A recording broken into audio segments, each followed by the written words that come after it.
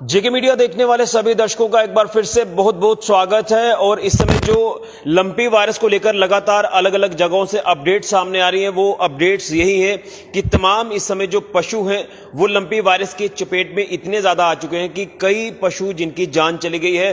और जब से इस वायरस का आउटब्रेक हुआ है उसके बाद से हमने आपको लगातार स्टेटस देने की कोशिश की है जिला सांबा से। अगर पूरे जम्मू कश्मीर यूटी की भी बात करें तो इस समय हालात आपके सामने है पूरे जम्मू कश्मीर यूटी के। लेकिन क्या यह वायरस अब कंट्रोल में है या यह वायरस और ज्यादा तेजी से फैल रहा है और इसके ऊपर किस तरह से काम किया जा रहा है इसकी रोकथाम के लिए, ये जानने के लिए तमाम इन बातों पर चर्चा करने के लिए मेरे साथ मौजूद है डॉक्टर राहुल देव, जो कि जिला सांबा के चीफ एनिमल हस्बेंड्री ऑफिसर है। इनसे जानने की कोशिश करेंगे, स्टेटस लेने की कोशिश करेंगे।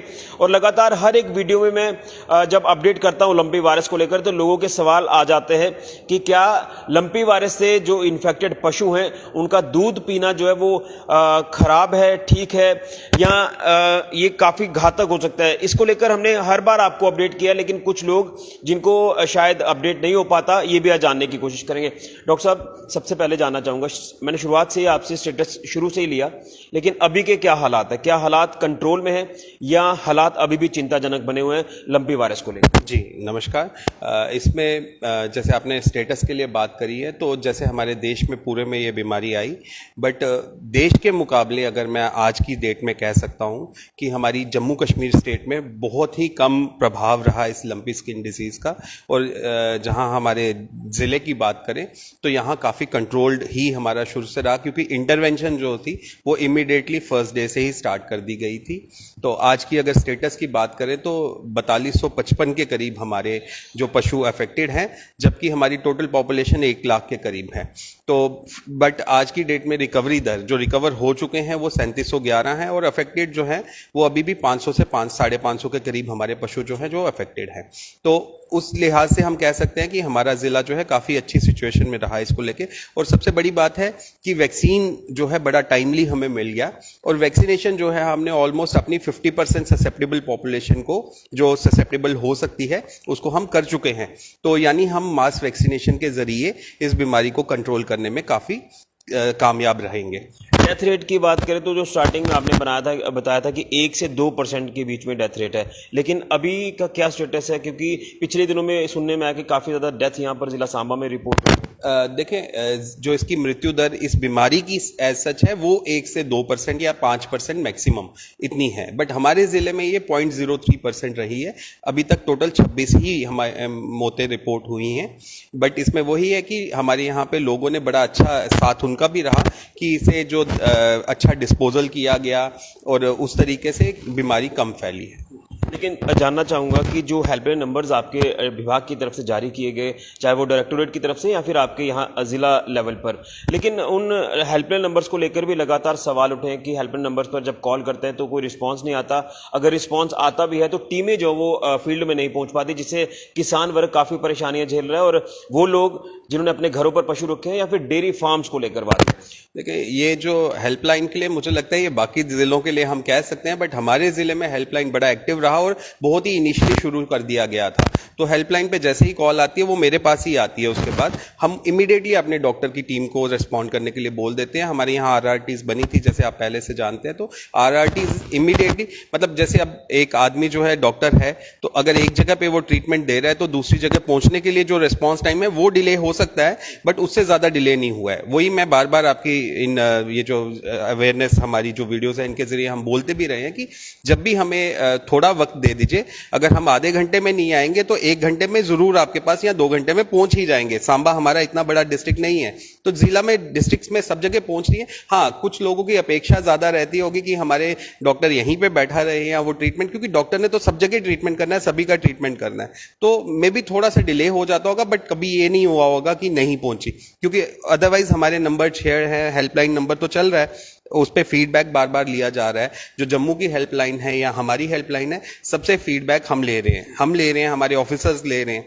तो अगर ऐसा कुछ होता तो हमें भी नॉलेज में आ जाता। क्या अगर ये चीज़ें हो रही हैं तो क्या इसके पीछे मैन पावर का कम होना है? देखिए, मैन पावर जो डिपार्टमेंट की होती है ऑब्वियसली कहीं ना कहीं थोड़ा बहुत कम तो रहती है, बट रिस्पांस जो है हमारा उसमें कोई कमी नहीं रही होगी। लेकिन लोगों की ऐसी शिकायतें लगातार हैं कि हमारे पशु जिनकी जान चली गई, चाहे एक पशु की डेथ हुई घर किसी की या दो की हुई, लेकिन लोगों का ये कहना है कि कोई कंपनसेशन को लेकर क्राइटेरिया सेट नहीं किया गया, कोई प्रोसेस नहीं चलाया गया ताकि जिनकी घर का जो सिस्टम है उसी के ऊपर चल पा रहा था, जो सरमाया आप जिसे कहते हैं। जी, इसमें देखें संवेदनशील तो हम सभी हो जाते हैं अगर हमारे घर में कोई भी बीमार हो जाए। पशु हमारे घर का एक हिस्सा है, क्योंकि सरमाए के लिए जिसने वो रखा है तो उसको संवेदना भी रहती है, और हमें इसका काफी खेद भी है कि मृत्यु होना पशु की कोई अच्छी बात नहीं है, क्योंकि उस पर हमारी इकोनॉमी डिपेंडेंट है। बट यही है कि कंपनसेशन को डिसाइड करना वो गवर्नमेंट लेवल की बात है। इसमें जब तक इसे डिजास्टर नहीं अनाउंस किया जाता बीमारी को, तो तब तक कंपनसेशन अनाउंस करना, बट सरकार इसके ऊपर वर्क कर रही है, इसके बारे में बार बार फीडबैक लिया जाता है, तो इसमें जो है सरकार जरूर इसकी तरफ ध्यान देगी। जी, अच्छा, जिस तरह से ये चीज़ें सामने आई हैं, तो क्या डॉक्टर्स की जो टीमें आपने अलग अलग इलाकों में कॉन्स्टिट्यूट की थी, क्या वो टीमें वहाँ पर पहुँच पा रही हैं? लोगों की ये भी शिकायत है कि टीमें वहाँ पर नहीं पहुँच पाती। देखिए 22,500 हमने तो वैक्सीन कर दी, तो 22,500 यानी पशुओं के पास तो डॉक्टर की टीम पहुंची ही होगी, तभी वैक्सीन लगा। तो अगर 22,500 हम वैक्सीन कर सकते हैं, तो ट्रीटमेंट 4255 जो हमारे अफेक्टेड एनिमल है उनको नहीं दिया होगा। तो हम जा रहे हैं, बट यही है कि अब इसको बीमारी की, जैसे मैंने बताया कि इसमें बीमारी दर है वो ज्यादा है, तो बीमारी जो है पशु ज्यादा देर के लिए बीमार रहता है। अब वो अगर पशु 8 से 10 दिन बीमार रहता है और डॉक्टर ने एक बार दवाई प्रिस्क्राइब कर दी, और वो अगर वहां के ऑनर चाहते हैं कि डॉक्टर यहीं पे बैठ के इलाज करता रहे, तो वो तो संभव नहीं है, क्योंकि बाकी जानवरों को भी देखना है, बाकी लोगों को भी देखना है। तो डॉक्टर जहां पे खुद जा सकते हैं ट्रीटमेंट कर रहे हैं, और जहां जरूरत नहीं है वहां प्रिस्क्राइब कर रहे हैं। तो आगे जो कंटिन्यू करना है ट्रीटमेंट, वो एज पर डॉक्टर्स प्रिस्क्रिप्शन आप कंटिन्यू करिए। और मृत्यु दर या इसकी बात करें हम, और बीमार ज्यादा, इसमें दो चीजें हो रही हैं कि एक तो मैंने ये नोटिस किया है, हम यहाँ जब से ये बीमारी शुरू हुई है, कि लोग शुरू में पहले देसी इलाज कर रहे हैं, खुद भी कुछ जो भी कर सकते हैं लोगों के कहने पे, सुनी सुनाई पे, व्हाट्सएप स्टेटसेस देख के, और वो ट्रीटमेंट करे जा रहे हैं। और उसके बाद जब जानवर बिल्कुल रह जाता है और बिल्कुल ट्रीटमेंट के लायक नहीं रहता है, उसके बाद वो लोग जानवर को लेके आते हैं डॉक्टर के पास, भाई अब ये ब्लेम को शेयर कर लो। तो वो एक इशू बन गया हुआ है कि अब इतनी अवेयरनेस के बाद, इतना कुछ उनके पास जा जाके समझाने के बाद भी यदि वो देसी इलाज करते रहेंगे, और जबकि इसके मेडिकल जो भी हम ट्रीटमेंट कर रहे हैं उससे सबसाइड हो रहा है। लेकिन पिछले दिनों में आपने भी देखा होगा कि स्ट्रे एनिमल्स एक बड़ा खतरा बना हुआ है इस समय। स्ट्रे एनिमल्स में इतने ज़्यादा केसेस हमें देखने को मिल रहे हैं लंपी वायरस के, कि लोग भी शायद डरते हैं कि स्ट्रे एनिमल इससे इन्फेक्टेड है तो यहाँ से हमें पास से नहीं गुजरना है। लेकिन क्या इसको लेकर आपकी तरफ से स्टेप्स उठाए गए हैं, और क्या आपकी लाइजनिंग म्यूनसिपल काउंसिल्स कमेटीज के साथ हो पा रही है? क्योंकि उन्होंने ही इसको शिफ्ट करना है सेफर प्लेस पर, तो हिदायतें आपकी तरफ से क्या कुछ दी गई हैं, और वो किस तरह से काम कर रहे हैं? क्या कुछ रिपोर्टिंग है इसको लेकर? इसमें देखें, पहले तो जैसे आपने दो चीजें इसमें, जूनोटिक पॉइंट ऑफ व्यू और ह्यूमंस में ट्रांसफर के पॉइंट ऑफ व्यू से अगर हम बात करें, जो डर है बेसिकली किसी आउटब्रेक में बीमारी को काबू करना एक पार्ट रहता है, दूसरी बात है कि इसमें पैनिक को और डर को हमें खत्म करना होता है। क्योंकि अगर हम डर जाएंगे और पैनिक हो जाएगा तो उससे ज्यादा नुकसान होगा बनिस्बत की बीमारी से।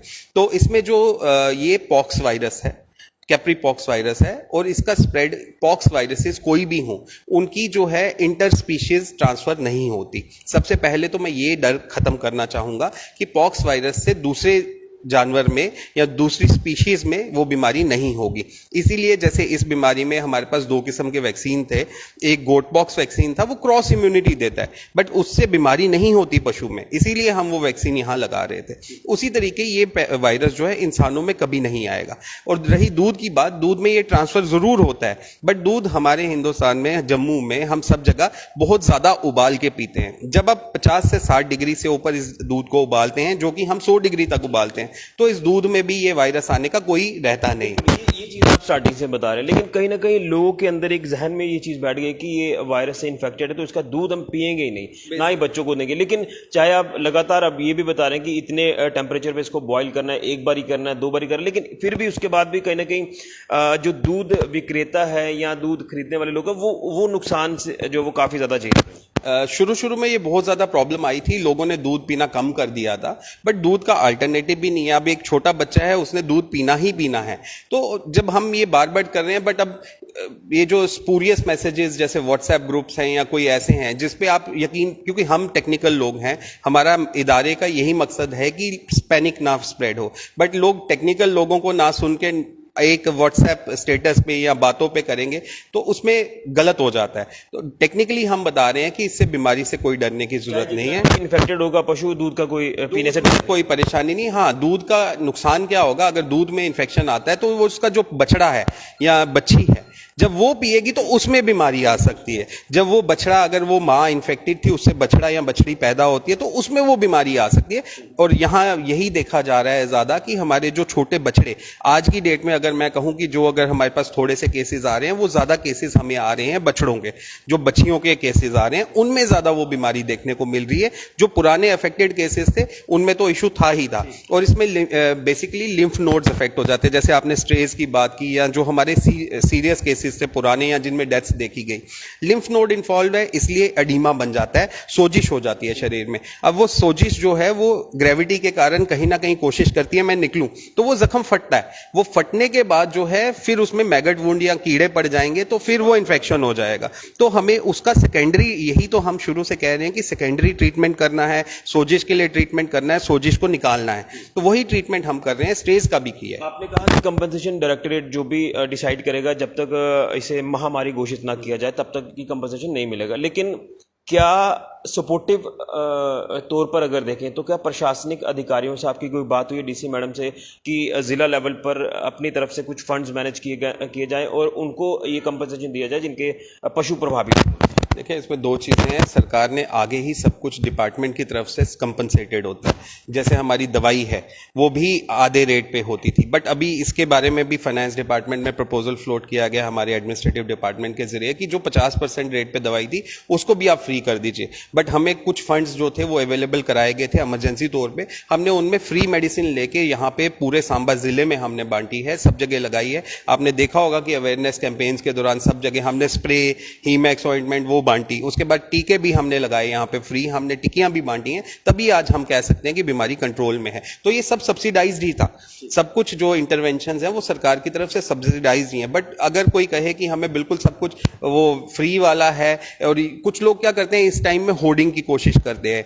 अगर मैं स्प्रे एक बोतल दे रहा हूं, कोई कहेगा मुझे 10 दे दीजिए और 10 नहीं मिलेंगी तो वो नाराज हो जाएगा। तो ये एक इशू रहता है, ये ह्यूमन मेंटालिटी है। क्या स्टेटस है, कब तक पूरी हो जाएगी वैक्सीनेशन सभी पशु? मैंने ऑलमोस्ट 50% ससेप्टेबल पॉपुलेशन को यहाँ हमने कर ली है, 22,500 कर दी है। नेक्स्ट कैश का वेट है, जैसे ही हमें नेक्स्ट वैक्सीन आती है हम पूरी ससेप्टेबल पॉपुलेशन को वैक्सीनेशन कर देंगे। अंडर कंट्रोल समझे या खतरे में समझे? वैक्सीनेशन देखें, वैक्सीनेशन इलाज है वैक्सीनेशन से, बट वैक्सीनेशन के दौरान भी उसका टाइम होता है कि इम्यूनिटी डेवलप होने में कितना टाइम लगेगा। वैक्सीन जिस दिन लगता है उससे 21 दिन तक वो वैक्सीन की इम्यूनिटी डेवलप होती है, क्योंकि ये एंटीजन के लिए एंटीबॉडी बनानी होती है। तो एंटीबॉडी बनने में 21 दिन का समय लगता है, और 7 दिन आप और लेके चलें, यानी 28 दिन तक वो वैक्सीनेटेड एनिमल भी सेफ नहीं है अगर वो इन कॉन्टैक्ट आ जाता है किसी अफेक्टेड पशु के या मच्छर के या मक्खी के या चिचड़ के।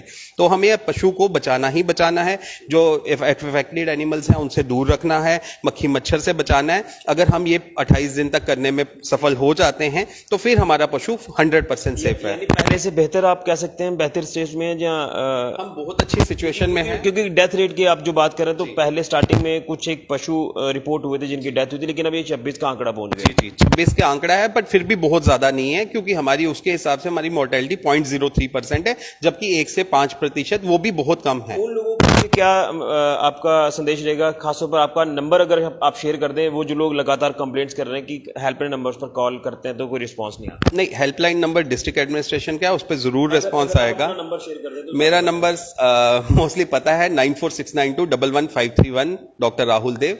आप कभी भी कॉल कर सकते हैं, मैं हमेशा कॉल अटेंड करता हूं। अदरवाइज हेल्पलाइन नंबर जो हमारा 01923241004, ये हमारा नंबर हेल्पलाइन नंबर है, और 1962 हमारे डिपार्टमेंट का कंट्रोल सेंटर का नंबर है, जो प्रॉपरली सब जगह मॉनिटर हो रहा है। चलिए, बहुत शुक्रिया। तो ये स्टेटस हमने लेने की कोशिश की डॉक्टर राहुल देव जी से, जो कि चीफ एनिमल हस्बेंड्री ऑफिसर हैं जिला सांबा के, और स्टेटस ही इनकी तरफ से दिया जा रहा है कि एक तो मोर्टेलिटी रेट की बात करें तो अभी भी आप ये कह सकते हैं कि 0 2.3 या हाँ इतना ही होगा, लेकिन डेथ जो रिपोर्ट हुई है जिला सांबा में वो लगभग 26 के आसपास की है। वैक्सीनेशन का जो सिस्टम है वो लगातार शुरू है। अब देखना है कि कितनी जल्दी वैक्सीनेशन सभी पशुओं को दी जाती है। दूसरी तरफ कंप्लेंट्स जो लोगों की आई कि जो हेल्पलाइन नंबर है उसके ऊपर रिस्पांस नहीं मिलता, डॉक्टर्स की टीमें हमारे इलाके में नहीं पहुंच पा रही हैं, तो उसके ऊपर भी जानकारी पूरी दी है। उम्मीद यही करेंगे कि जो दावा तमाम इनकी तरफ से लगातार स्टार्टिंग से अभी तक किया जा रहा है उसके ऊपर वो खरा उतरेंगे और पशु जो है उनको सभी को ट्रीटमेंट दिया जाएगा। खासतौर पर जो स्ट्रे एनिमल्स को लेकर कंप्लेंट्स आ रही है कि इतने ज्यादा इन्फेक्टेड हो चुके हैं कि काफी पशुओं को उनसे खतरा हो चुका है। तो एक तरफ हम देखें किसान वर्ग काफी नुकसान झेल रहा है, लोग जिन्होंने अपने घरों पर दुधारू पशु रखे हैं काफी नुकसान झेल रहे हैं, और डेयरी फार्म्स वाले हैं, तमाम विक्रेता जो खरीदने वाले हैं दूध, उनको भी नुकसान हो रहा है। लेकिन दूध को लेकर जो एक स्टार्टिंग से मिथ बनी थी कि ये जो है खराब है, घातक हो सकता है दूध पीना, तो उसके ऊपर आज भी डॉक्टर्स का ये दावा है कि दूध को 1 से 2 बार आप टेम्परेचर पर्टिकुलर पे बॉईल करते हैं, तो आप उसे कंज्यूम करते हैं तो कोई भी खतरा नहीं है। ये मिथ आप अपने दिमाग से निकाल दीजिए। ये स्टेटस है, यानी हम ये कह सकते हैं कि आने वाले दिनों में सिचुएशन थोड़ी सी ठीक होगी। क्या हम वर्स्ट सिचुएशन में है या अच्छी सिचुएशन में है, उसके ऊपर विस्तार से जानकारी दी है। धीरे धीरे हालात ठीक हो रहे हैं, लेकिन देखना यह कि पूरी तरह से सिचुएशन कब तक कंट्रोल होती है। हमें पैनिक नहीं करना है, हमें पैनिक बिल्कुल नहीं करना है। आउटब्रेक है, एक आपदा का समय है, इसमें हम सबको पैनिक नहीं करना है। बड़े ही संयम से हमें इस बीमारी को कंट्रोल करने के लिए आगे बढ़ना है। बिल्कुल पैनिक नहीं करना है। और जो नंबर इन्होंने हेल्पलाइन नंबर्स आपके साथ शेयर किए या अपना पर्सनल नंबर शेयर किया, आपको कभी भी कोई दिक्कत परेशानी आती है तो आप डॉक्टर राहुल देव जी से संपर्क करें। तो ये अभी का स्टेटस हमने आपको बताया लंपी वायरस को लेकर, जो एक घातक बीमारी कोरोना के बाद हमें देखने को मिली। फिलहाल के लिए कैमरामैन राहुल के साथ ऋषि खजूरिया, जेके मीडिया के लिए।